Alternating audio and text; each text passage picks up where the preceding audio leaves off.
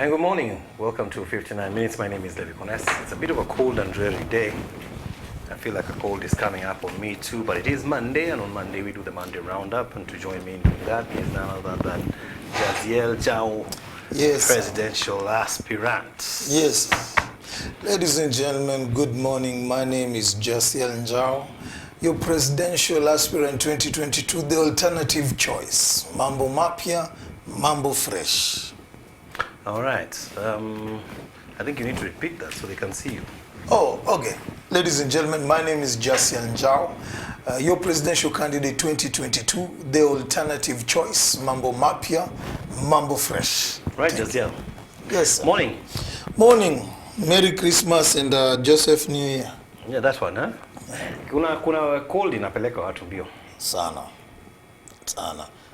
Sasa sijui gani influenza yo flu. Okay, some people say it's influenza, some people COVID. say it's Omicron. Others saying it's COVID. Some say it's COVID. They say the positivity rate is at 24%. Yeah. Highest ever. Yeah. Unaona tutalokiwa down? I don't think so. Unajua hata Azimio nilikuambia hakuna surprise. Na hakuwa na surprise alituannounce. So I can't believe you. Got a serious matter like COVID. Na ukaunganisha na Azimio. Si nilikuambia hapa I don't think so. Hatuwezi rudi lockdown. Hatuwezi rudi lockdown. Hatuwezi rudi lockdown. Hapana. Hiyo president atasema hii ni kama hizo ugonjwa zingine. Yeah, I think I agree. Unajua lockdown zetu are largely on interest. Yeah. And it's not in the interest of the country right now to go on a lockdown. It's true. Or the interest of the politicians is what I should say. Yeah. We are now in a very heated mood. So besides, watu wameenda kushago sana. Ona trains zimeenda Kisumu zile zimejaa. Once again, so lockdown President Kenyatta just gone back to fulfill the father's vision. History repeats itself. Your train. How so? The first train was inaugurated by the father. This time round, he's rebuilt it, refurbished it. Now they're going back to traveling. Right. Yeah. So this Monday, we don't really have a roundup for you because we thought we'd just talk about matters to do with Christmas and the New Year. And there's two big things, by the way, in terms of, I think we'll come back and do the roundup now next year, or the roundup for last year. True. For what would be last year, 2021, in the next 11 days or so. Two big things, JASIEL. Number one is, how do I put it, family and interactions between family members during this time. Yeah. Number two is, anticipations for the new year. Yeah. And I should add the third one should be, road accidents. Very key things. Number one on family, this is the time when most family members get together. You see that brother you have not been avoiding the whole year. That cousin, that uncle who's a bit rowdy. Okay, for most families, some families run away to, And also this is the moment where unaambia usiongee, unajua unaacha ndugu yako ongee. Yeye ndo ana kitu. Yeye ndo ana kitu. And it puts us in close contact with family members we've not been in close contact with. Perhaps you've been working so much the entire year. So now you get a break, and now you're at home, and now you're there 24/7. And as a result, conflicts do occur. Yeah. You can almost bet that on Christmas Day or Boxing Day, you will hear of some squabble that has, become violent, even become, tragic. Yeah. How would you talk to people about, the emotional temperatures as we go into this period between now and the 2nd, 3rd of January? My take would be, as families coming together, one of the key things I would advise people, go in with an open mind. Because if you go in looking to get your way, or you'll be bruised along the way. So go in with an open mind that anything can happen, but appreciate that there's the aspect of family. That joke I was trying to mention is, you find this is the moment where your brother or your sister who has made it, I don't know kwa nini wazazi hatunanga hiyo wisdom. Maybe sisi tutakuwa na hiyo wisdom. Ndio napelelewa sana. Wewe Levi, ngoja kwanza. Ati unasema nini? and here you are. Do you think that's true? You think parents actually love their kids based on chums? There are others who do. There are others who do. And the funny thing, no wisdom at all, bro. No wisdom. Like if you have more money in your family, you are taken more seriously. More seriously. And then you get your break. Now ule anangoja ati level ulikuwa unasema nini? So if you know you're going into such families, all right? Cheza chini. Yeah. Cheza chini. Just be neutral as possible. And if you know you're the ones they keep referring to, cheza chini, dim down your light so that other family members appreciate the beauty of family. I'm telling you, because it happens. It happens. Yeah. And also the aspect of just coming together, like me, I can't wait. Pressure in Nairobi, me when I shags, hiyo hewa tu kwanza, pressure inashuka. It's therapeutic for me. I always do that. 3-4 days. Therapy for me? Staying in Nairobi and seeing no traffic. That's therapeutic. Yeah, that's therapeutic. Leaving home and getting to town within 15 minutes. Excellent. And also, somebody told me ati nikienda show niambie watu waache pressure. Hii ni Jesus birthday, si yetu. Juza watu wako na pressure, but it's a birthday effect. Yeah. Hii ni Jesus birthday. And the beauty about Christmas, is from scars to stars. Yeah. There's an aspect where we need to alert and encourage guys. You're probably going into Christmas with so many scars, whether it's post-COVID. Yeah, some people are not happy about. Yeah, they're not happy about this season. All right, and post-COVID manenos. And the beauty about Christmas is from scars to stars. There's an element of life that if we begin to address it, there's no general who's awarded the stars if they've not been through the battle lines to carry the scars. And there are people who are watching us and they're probably saying, you guys, you're honky-dory, you guys are doing fine, you've not gone through anything. Oh, I'm not casting it to my visions, we're not discuss political roundup. But people don't understand that sometimes we come here and we make it through life regardless and irregardless of the scars because we're looking forward to something. Yeah. And for me, the beauty about Christmas is just chill, take a chill pill and just look at your life and say, every scar will be worth it. There's a star for every scar. And some fights we go through life, we don't understand. But time has a way of revealing. Let me give you a story, my example. Last year, same time kama sahi, I ran for governor. Now here's the story. Well, you're running for governor. Here's the story. My guy alikuwa amekuja Karen when I was preaching in Karen, and he told me, Jasiel, mimi hata ukiniita Chapodondo nitakuja. Kamshu utakuja? Sawa. Mimi ni mtu wa Islands. Sasa ile tu Sonko alikuwa impeached. I was in prayer and I felt the impetus. Call him, mwambie akuje Chapodondo. I called my guy, mshoniaje boss, unakumbuka uliniambia Chapodondo kuja. He gave me Islands. Tukaongea ngambia me I'm running for governor. And he advised me. 3 days later, nimeingia ground. 3 days later he texts me and tells me, hey, have you checked political parties and the IBC if you're running as an independent candidate? Kimbia. Usiku walieka usiku. This is the beauty about life na seasons na windows. Walieka usiku 23rd. Watu wanaenda Christmas, walieka usiku 22nd. Watu wanaenda Christmas 24th after. Now here's the beauty. Nilikuwa Westlands asubuhi 23rd. Political parties kwanza. Wakanipata manzeni kwa chama sijui gani.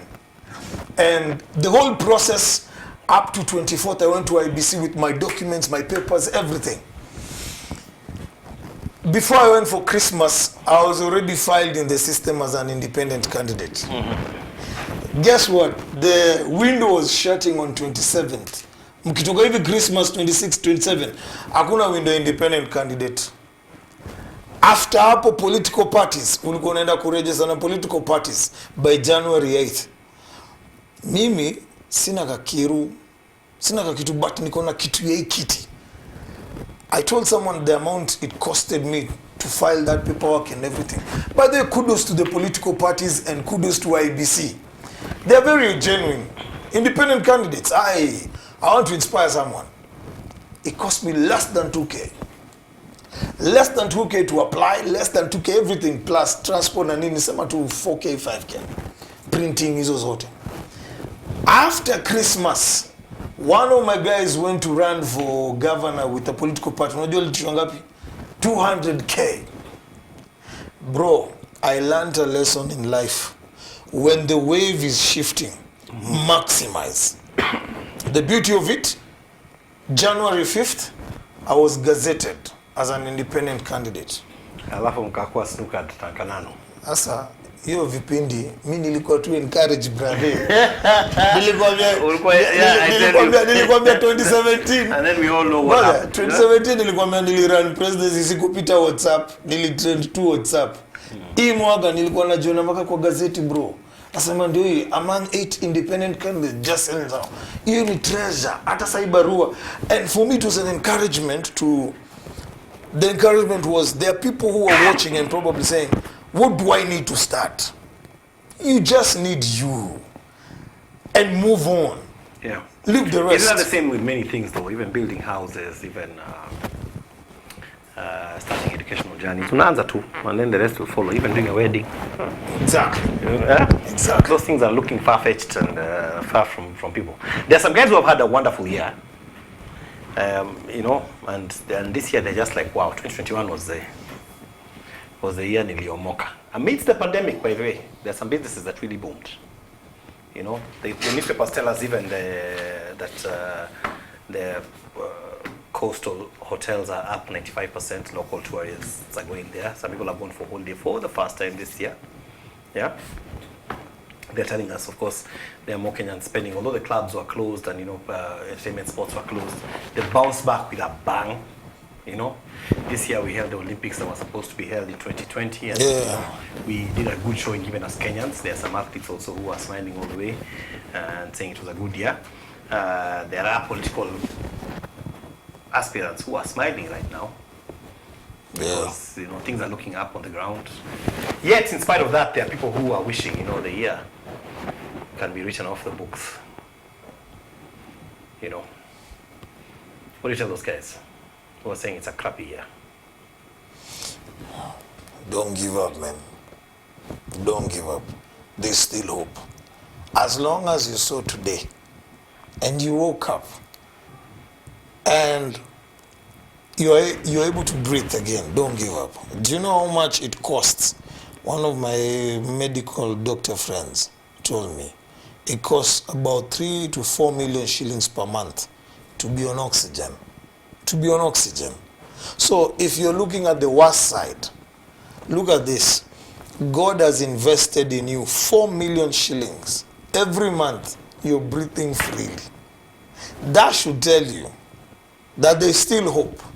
And you just need to bounce back up again and keep doing what you're doing. Keep pursuing your vision. Because if to go December, 48 million shillings God has invested in you to breathe. 48 M. Don't give up. The shortest bridge between despair and hope, for me, like I told you, I'm a political preacher. So thank you, Jesus. I was able to see another day. I can still pursue this vision. And most of the frustrations come from this point. You are aiming to move from point A to point B linear. You know, you are seeing it's going to be a straight curve. Yeah. But the funny thing is, like, you went on detours. They need to appreciate the aspect of destiny detours. Destiny detours ni, I would call it in Scientology, raundi muenda za God. You know, you thought you're going to arrive here on a straight line, but you're here, you're here, you're here, you're here. All you're seeing is the detours. But what you're not seeing is that the detours will lead you and land you at the right place. But the experience you've gathered and the experience you've garnered across around the paths you've gone through will add value later. When I used to do corporate talks, and I'll tell them, you're either paid by wages or by salary, by wages or by experience.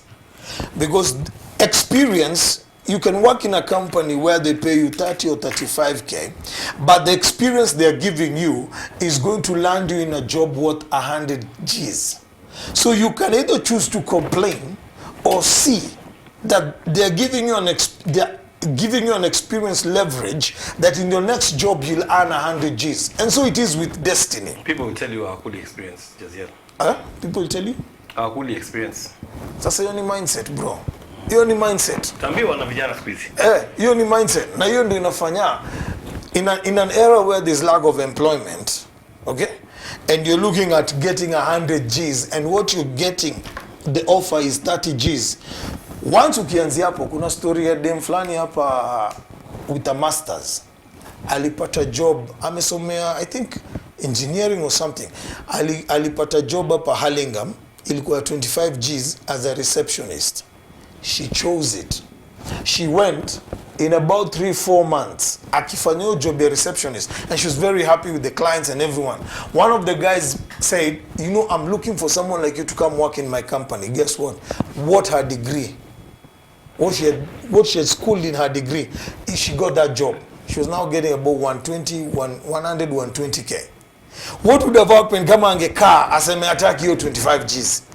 The experience she was gathering hapo akideal na watu is what got her to that place. So there are people who are watching and probably are saying, Jasiel, I don't get it. I couldn't see this. And that's why I'm saying, don't give up. Don't give up. Keep pushing your grind. Hapo mbele, the detours, if what you got is a road deal, the detours have begun and they will land you at the right place. Very encouraging, Jasiel, very encouraging. So you and your other presidential contenders, many of them are taking a break for the Christmas holidays. Are you taking a break? Yes, after this, I'm taking a break. Niko na pressure, brother. Pressure zangu. Yeah, your competitors are saying, you know, as we go into the new year, Oka saying and bring it alone.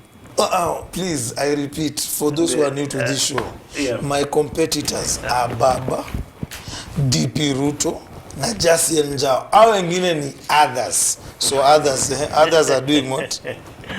Others are on the battlefield, and now they are going all over the country. Mbona hujaanza? Nilikuambia Levi, nipatie by FM. Tunaload announcement ya campaigns imeanza. Hata sasa umenichangamsha. Atuwasema? You know, they say that the official campaigns have not started. Are you waiting for that? No, just before they announced the official campaigns. We are on the last prep.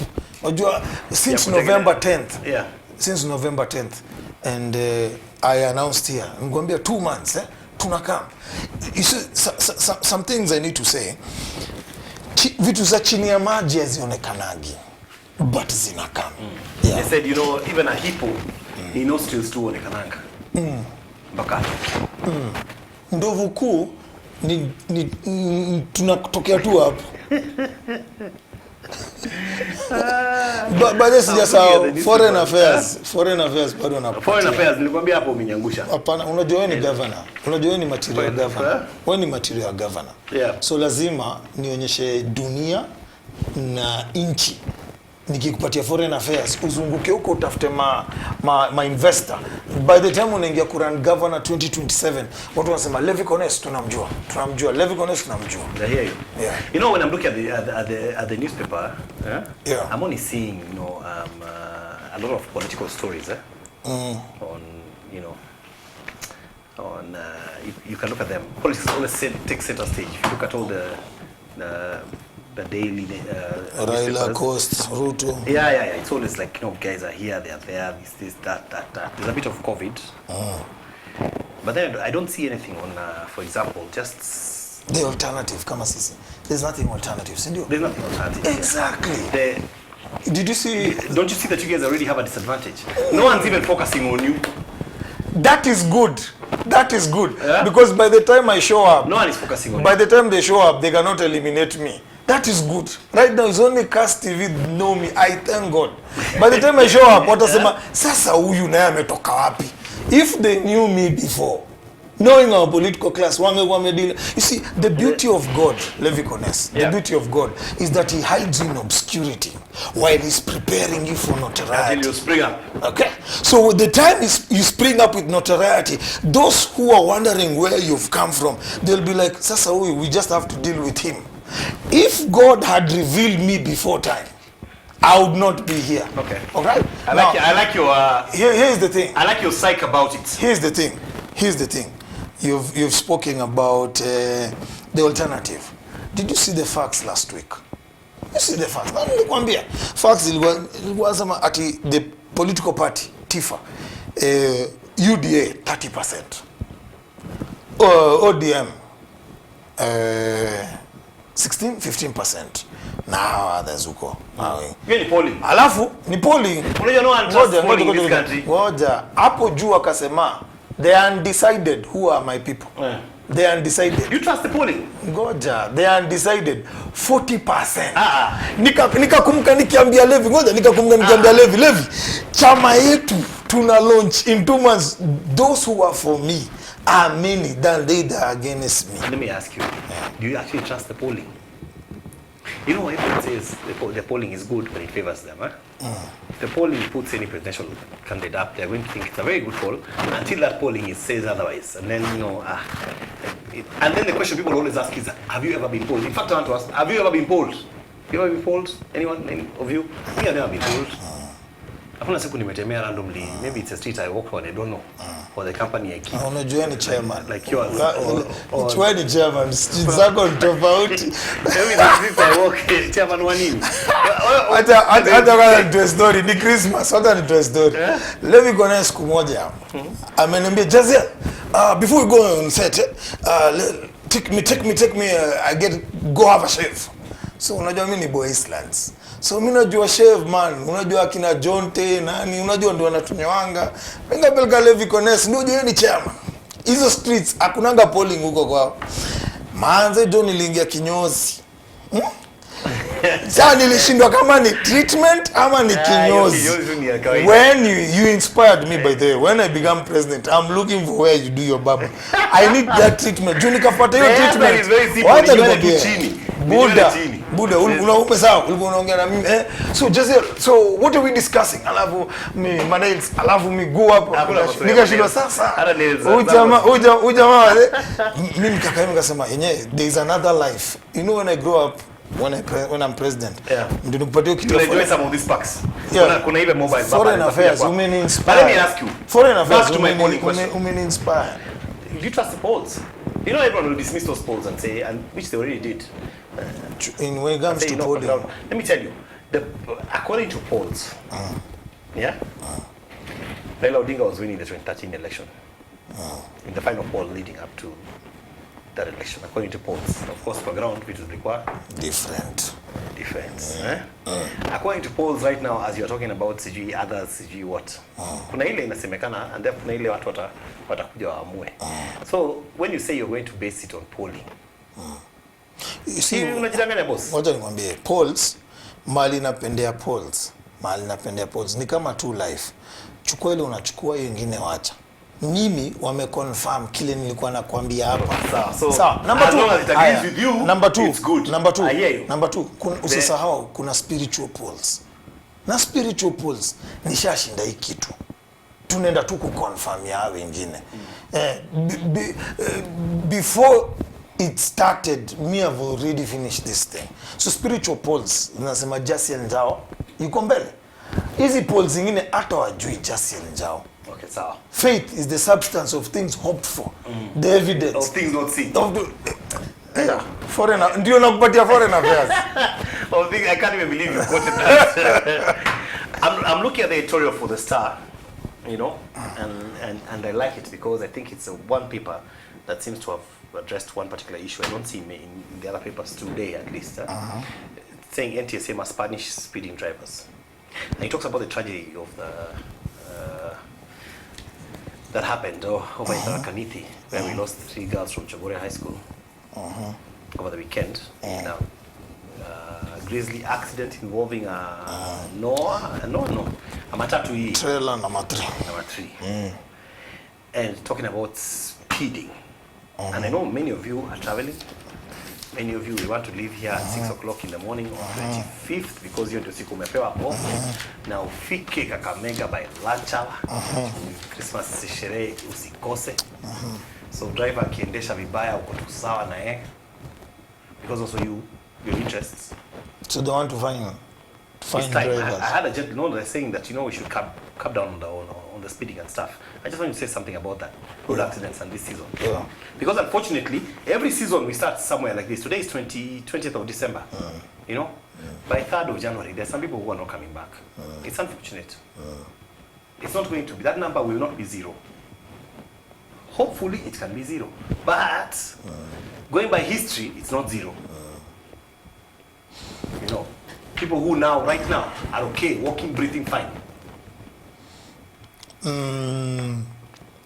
Remember we had a conversation here about roads and we said the only way Kenyans can listen is fines.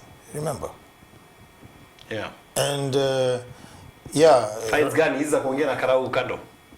Fine tu mzuri, legit business. Ngamwaya legit business. Yeah, fines. Si ya kusonga nyuma. Hapana. Tunaenda nyuma ya ndai tunapoteana huko. Because hiyo ikifanywa we will reduce that aspect of death. Alafu I'm looking, I don't know which paper I read. Others who are also calling for the disbandment of NTSA. Ile story ya logbook wanakupatia alafu wanaenda wanachukua loan wa disband. So on NTSA, on one hand they are being applauded to do something, on the other hand they are being told why the failures that they're failing to do. Yeah, right? They could do better. So for me this Christmas season itabidi you take care. By the way, let me give you a story. Unajua, I was banned from one of the buses. Ilikuwa na speed usiku. So mimi niko kwa niko na hii basi itaanguka. Nikaamka. Kia nasema driver, punguza speed. Akaniambia, unaniambia nipunguze uone tuko na ile nyingine wanakimbizana sasa. Ati ni usiku in case of anything. Karudi kulala. Nikasikia hapana, hii basi vile inaenda dangerous. Nikaamka tena. Nikaambia dereva, man, punguza speed. Now everyone woke up. Then they had me complaining with the driver. And you know the funny thing? Nobody said anything. Of course. Mimi niko na hapa watu watakufa. So you know what I did? I went back to my seat and I said, Lord, if I be a man of God, punguza hii speed. Hata siku moja dakika 10 nilisikia tu toa tire burst. Wapi? Mahali nimekaa. Wacha sasa ipinduke. Jamaa anakaswende huyo. Enda na hii kisirani yote. Anafaa kushuka huyo. Mimi sasa wase wananipinduka because I was complaining. Then I'm thinking, I just saved you guys your lives. Let me tell you, we were supposed to arrive Nairobi by 9 p.m. We arrived Nairobi 5 p.m. At least I was like, God, at least. If it will take you to be different in that transport system so that we save, reduce your 40, I need them next year, January, for my political party. It will need you to be indifferent. Then go ahead. Raise the bar. Address whoever needs to be addressed. Lakini ukinyamaza, unajua sasa ni Makagera wanakimbizana, inapinduka Makadere mbio. Sasa nimekaa leo asubuhi nimekaa mbele kwa mat, dere akaniambia, hii kazi nataka nimalize hivi, nataka nichukue Voxi nikimbize Kisumu, ni 3,000 per person, watu 10. Naona bila chapanga akimbie na arudi, anataka ku make 2 trips, afike na arudi by jioni. Hiyo amenana 60k. Akitoa expenses ka 40. Wafikiri hiyo speed anaenda ni gani? So I think for me you need to stand out. You need to be different. They say about speaking up, but not so many people speak up. I've been in a similar situation where I spoke up. And No one wanted to speak up. It's funny, like I said, people want to, you want to arrive by lunch hour of the same day, so your interest is in this, is in the speed, disregarding all consequences in as far as your own life is concerned, which is really terrible. You know, I was banned from those buses. And then I said, God, maybe you're saying I'm done with traveling with this bus. I'll be flying. Buddha, I started flying, same route. So, at least I'm alive. Kwanza hiyo siku, I remember Queen alinikola akaniambia, are you safe? Nikamshukua nini? I just woke up with a dream, things are not okay. I just felt I need to check on you because I started praying for you. Nikasema hii basi ilianguka. Yeah. So sometimes there are people watching, you have a premonition or something. Don't ignore. Do not ignore at any moment. On today's when? Monday? Saturday. I went to a function. Traveling at night. Kama kawa ina mat. 5 guys walked in, bro. Na nishalipa fare kila kitu. Nilisikia to my heart. Get out. Get out. Na ni 10:30 usiku. Na reason was my God, man. Nishalipa fare, get out. Nilishuka. Konanza, unashuka tujafika? Shwa. Mimi sijui hiyo mati lienda wapi, sitaki kujua. Mimi vile aliingia ndio nilijitoka. So, your sensitivity. Oh yeah, the sixth sense thing is real, bana. Real story. It's a real story. I've paid dearly for not listening to my sixth sense. What about your story? I've paid dearly. Now let me be. How was it? Let me be honest. How was it? Nishaikajakiwa na hiyo story. Yeah. And then after the carjacking, you started saying, "Na ningesikia." It was some guys who were dressed like policemen, and then they stopped me. Up in Eldoret, a place called Action. And I felt funny about them, but I stopped. Na vile waliingia kwa gari walinipindukia vibaya sana. What? Yeah, suddenly I was in the back seat na kanyangiwa huko chini. Nazungusha huko paka sijui makoineto wapi huko. It was a terrible experience. Hata niliplead na wao paka walikuwa wananigonga na hiyo AK47 kwa kichwa. Ana nikonga kiliza swali la that was 2008. But you know, after the whole ordeal, I remembered that I had the feeling. So in future, there's like a feeling you have. From Even 2008 in future. Same story. I've been in an accident where I had the feeling that something was going to happen. I got into that vehicle and I was disturbed. And we rolled, by the way. You rolled? Oh, yeah. Huko in Cabernet. Na tulipona, one person was injured severely, but I had a feeling. So, in future, your future, you've learned to appreciate those, I call them the impetus. Yeah. What I've learned to appreciate is, and I think the best thing we can say is to accept delay. Si lazima niende leo na nifike within. You know, sometimes we want to start a journey and we put the pressure on ourselves. We talk about sai ni sangapi? It's 10:45, We say tunatoka saizi and then somebody says tutakuwa LD by 2. I refuse such things. The moment we say tutakuwa LD by 2 o'clock, we have put a time frame within which we subconsciously seek to meet. So even the driver who's driving, anytime he glances and it's 12 o'clock and he's in Gilgil, he's thinking, what do I need to do to speed up? You see, it's good you brought that because you have caged yourself, you know, by your own words as to what should happen today. But if you allow the day to be, we say, okay, we are leaving at 10:45, you know, we are easy, whatever happens, happens. We are going home. We're going to Shagwedi. We're going home. If you reach by 2, excellent. If you reach by 4-5, if you reach by 7-5, you enjoy the scenery. I like the guys who are taking this 12-hour train, by the way. You know, it's not only good for them in terms of the safety, and you know, that's not your usual everyday guy. That's a guy who cannot afford really to pay 1,000 bob. No, it's maximum with 3K. Imagine a train is 600 bob. Imagine. The guy who's going to the train is not the same guy who would go for the Noah. Those are not guys in the same spectrum. Yeah. This guy maybe has got 4,000-5,000 bob and he needs to plan it well. It's very good economical planning. Yeah. So why should I use more than 1,000 shillings on transport? Watch, to pay 600 ni yeah. Ni 600, that's only 1,200 bob. But the greatest thing they even apply there is patience. 12 hours is no joke.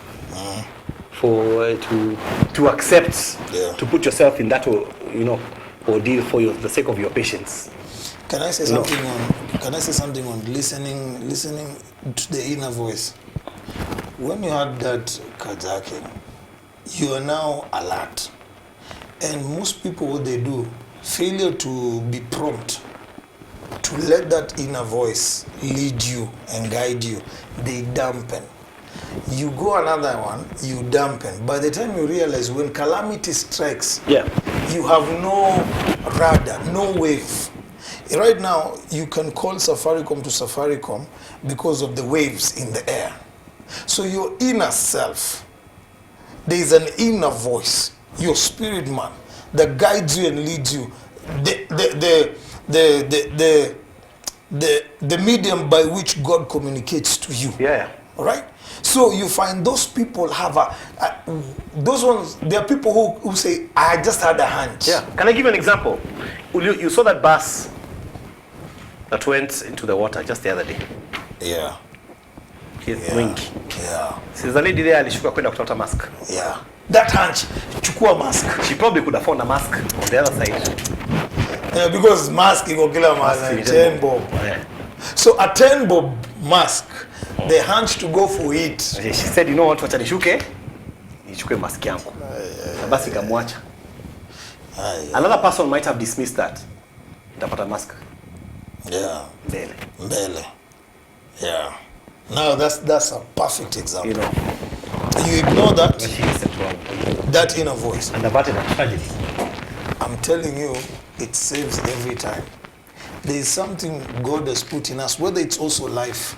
You find somebody may be asking, JASIEL, story, what are you talking about? I'm a laughing stock. Hakuna shida. But saa ile itaanza kuhappen, nataka foreign affairs nani? Hiyo ni Levi Bonus.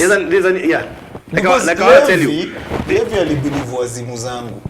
Because there's an inner radar. But there's something that also needs to speak to me to also match what you've said. I was just thinking, this year I lost a friend in August, a really good friend in a road accident. Hapo karibu na Nakuru. In a North Rift, in the evening, it was on the news even, 7 o'clock at night like this, a North Rift that was hit by a canter. This guy was going to Shags to go and panga. His in-laws were visiting. He was from Kimilili. His in-laws were visiting on Saturday. This was on a Wednesday night. He wanted to go earlier. In fact, his wife had wanted they travel together on Thursday because they were going to drive, but he told her, no, let me go early. She had exams. Let me go early. Wow. Idea pange vitu. Sindio? Good thought. He told her, you come pole pole. Total Thursday. He was saving a day of Thursday. But unfortunately he crashed, he died. But the wife was telling me how when he got into the North, he called her. And he told her, in fact, that day in the morning, he left the house, forgot his bag, and came back. Same day. Left the house again, forgot what, and came back. Then went to the office. Even from the office, he left from the office to go to North Rift. He forgot something and went back. Went and got to the North Rift and made a phone call. And said, you know what, I think I should take a Noah today. It's faster, it's what. So the wife told him, Noah is dangerous. This is the one time, this aspect, you see, the man is battling with the soul. Noah is dangerous, no, you stay in the North Rift. Because the soul is the... Even me, I use the same argument that, those North Rifts are many. If they have a problem, one will always come and sort you out. It's why many of us who come from the North Rift use that. So the guy stayed inside the van behind the driver. And when it met the lorry, the driver got the full impact and so did he. But do you see the struggle with the inner voice? Kuna amani. Umenifanya nikumbuke kitu hiyo saa tu aliongea na Queen before ningie mat. Tukadiscuss. Akasema wenda Tau straight. After tumemalizana Queen nikasema acha niende hivi. So when these guys walked in the 5, nilisikia tu na mlikuwa mmesema uende Tau direct. I dropped off. It took me 3 hours to get home. A journey would have taken me 1.5. But it's only you who can listen. Now, You see, another person cannot hear that voice. So it has to be you who makes that decision, regardless of any advice you get. and so it is with life, right? It is with life, yes. Has to be you. Because your failure to make a decision is costly, and so does. Although we say, of course, there are those, of course, will say on this show that you cannot. Can I share a story?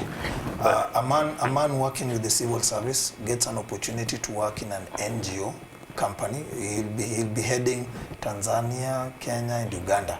He said, no, I'm safer with the government because I'm assured of salary. Recommends a guy gets the job. 5-7 years later, the guy is earning 600 Gs per year. Now the daughter wants to leave Jobo to focus on farming. The dad remembers he made a choice that costed him. So he supports the daughter and says, you do it, I will help you the best way I can. Yeah. This girl starts, it was on KTN, she starts working. From a corporate, I may resign, I'm in the farming, seedling. 2 years later, she's now sitting with the head of President Uhuru, head of state. She's sitting with the president discussing. And guess what? The father resigned later, is working for the daughter. So he says, if I listened to my inner voice, that guy is a big shot in TZ, the one I recommended. But I realize I will not allow my daughter to pay the same price. I will support her with the little I can to cushion her as she pursues this thing. So I was saying that in matters of, there's something that God has placed within you, that is your inner radar, that guides and leads you, courtesy by the enablement of the Holy Spirit. So if you ignore that, you're shutting out your destiny. And this dad said, if I had done that years ago, I would not be where I am. I would be very far. You've said the statement that triggered this conversation. Failure to do that, you cost your lineage. You cost your children. You cost your peeps. Right? But if you pursue it, everyone behind you celebrates you. But you know what? It doesn't look like it. It looks foolish. It looks costly. But as long as you're pursuing that hunch, that leading of the Holy Spirit that He has put within you, trust me, 1 year, 2 years down later, wanasema, hey dad, wacha nikwambie, ungeignore JASIEL njao ile time, hata ungekuwa foreign affairs, hata ungekuwa huko holiday.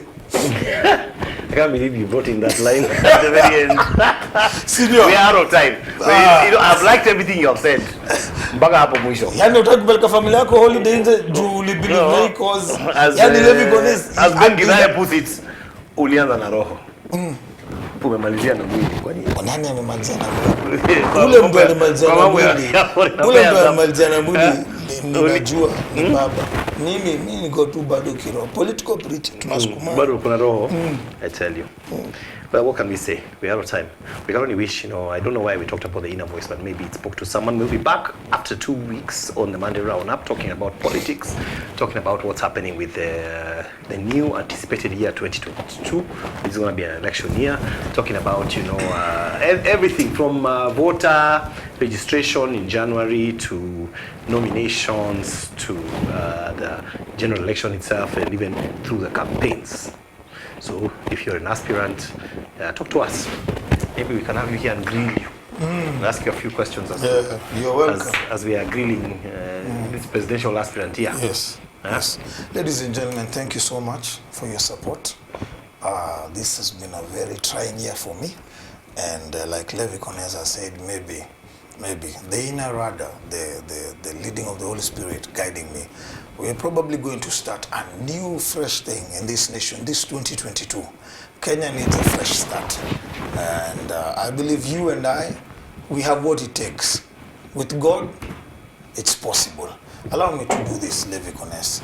I've been getting these questions. How can you get in touch? Like we said, I'm looking for my 300 Gideon. My number is 0711 350 687. 0711 350 687. Join me. 2022. Lazima tulonchi chama. We take this country to a fresh new beginning. It's time. By the way, do you know the name Kenya in Hebrew means yes to God? If you didn't know, now you know. All right. Well, we have to go. My inner radar tells me that you're about to buy me tea. Usikatae. Confirmed. Good morning, good day. Stay tuned for Leah coming up with the lawsuit. Have a Merry Christmas, a happy and prosperous 2022. See you tomorrow, God willing.